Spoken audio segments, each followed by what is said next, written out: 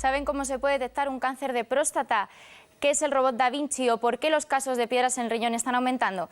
Pues para responder a estas y otras cuestiones contamos hoy con el presidente de la Asociación Española de Urología, doctor Humberto Villavicencio. Muy buenos días. Buenos días. Vamos a empezar hablando un poquito de cáncer de próstata, tercer tumor en muerte, ¿no?, para los hombres, en varones. Hablamos de este tipo de cáncer, ¿cómo se puede prevenir? Quizás sea el tercero aquí en España. En Estados Unidos es el segundo después del cáncer de pulmón. ¿Cómo lo podemos prevenir? No hay prevención alguna, sino que esto depende netamente de la edad. Y su diagnóstico, si es un diagnóstico precoz, probablemente la expectativa de curación sea muy alta hoy en día. O sea, buenas noticias en este caso para el pronóstico del cáncer de próstata.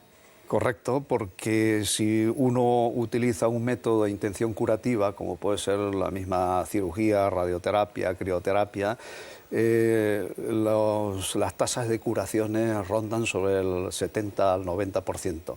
Eso, lógicamente, que depende de la etapa en que se diagnostique este cáncer.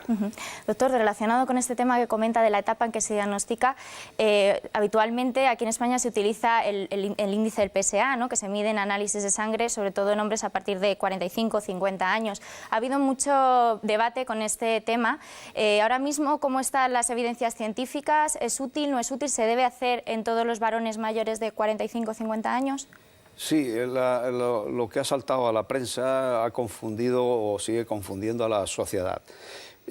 Son unos informes de la Task Force americana, en la cual se basan en estudios americanos y europeos que todavía no han finalizado en su etapa de tiempo de observación. Los estudios europeos demuestran claramente una disminución en el impacto de la mortalidad por este cáncer.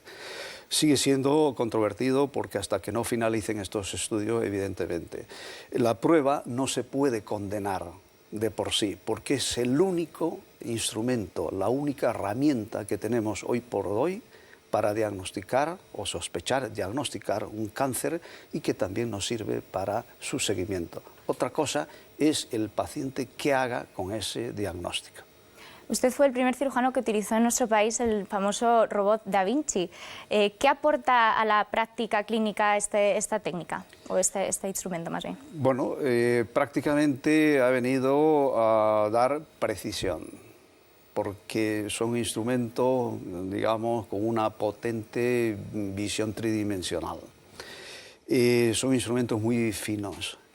El temblor, cuando yo operaba cirugías complejas y me ponía gafas de aumento, aumentaba el temblor fisiológico. Este instrumento, este robot, inhibe el temblor. Por tanto, la precisión es una de sus cualidades. El inconveniente es un poco su precio y el monopolio que hay, pero sus ventajas son extraordinariamente superiores a cualquier método, incluso superando la curva de aprendizaje de cualquier profesional que quiera introducirse en esta técnica. Parecen técnicas un poco de película de ciencia ficción, ¿no? Es la realidad que nos toca vivir, es exactamente como antes que me hacía referencia sobre el cáncer de próstata. En los años 90, por ejemplo, el 70% de los cánceres los diagnosticábamos en etapa ya final, en donde no hay ningún tratamiento de intención curativa, sino netamente paliativa. El PSA que condenan es como condenar la tecnología, que es imparable hoy en día. Y hablando de tecnología, también están las intervenciones mínimamente invasivas, ¿no?, que se empiezan a realizar, bueno, que se llevan ya realizando, pero que se están utilizando mucho a través, además, de orificios del cuerpo. ¿Nos puede comentar un poquito cómo van estas técnicas? Sí, son técnicas que están en desarrollo y, por tanto, en centros muy supraespecializados. Digamos, hay unas palabras en inglés, node, que significa por orificios naturales, es decir, boca, vagina, etcétera. Y también la LES, que son por incisiones mínimas, aprovechando, pues, por ejemplo, el orificio del ombligo.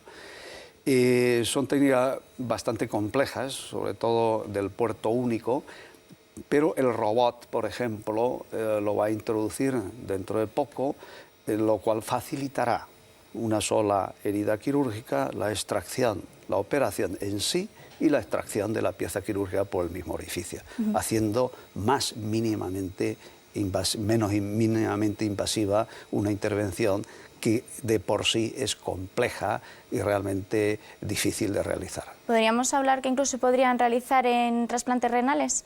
En trasplante renal se está haciendo, por ejemplo, la parte de node por la parte de vagina. Es una combinación entre el LES, que son instrumentos finitos, y la pieza para evitar cicatrizaciones en el abdomen se puede extraer perfectamente por la vagina.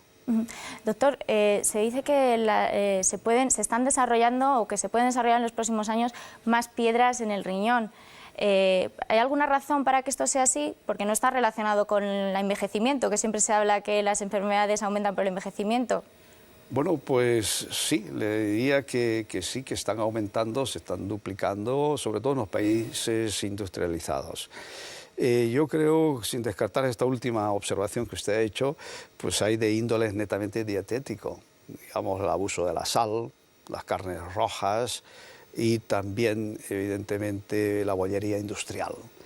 Pero tampoco descarte la parte social, que es el envejecimiento y el sedentarismo de la población, que hacen que la deshidratación, por ejemplo, en estas personas, pues haga un factor predisponente al desarrollo de las piedras en el riñón. Importante entonces cuidar esos hábitos dietéticos. Absolutamente.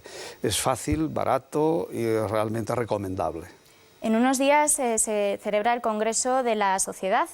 Además, se han adelantado algunos datos en cáncer de vejiga, un cáncer que no es demasiado conocido socialmente. ¿Qué nos puede contar de este registro? ¿Hay algunos avances ya?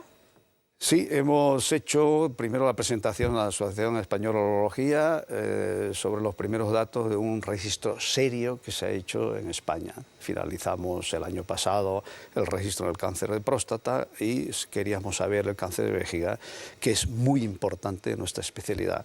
Generalmente se diagnostica por una hematuria, que es sangre en la orina, o un síndrome irritativo permanente en la orina.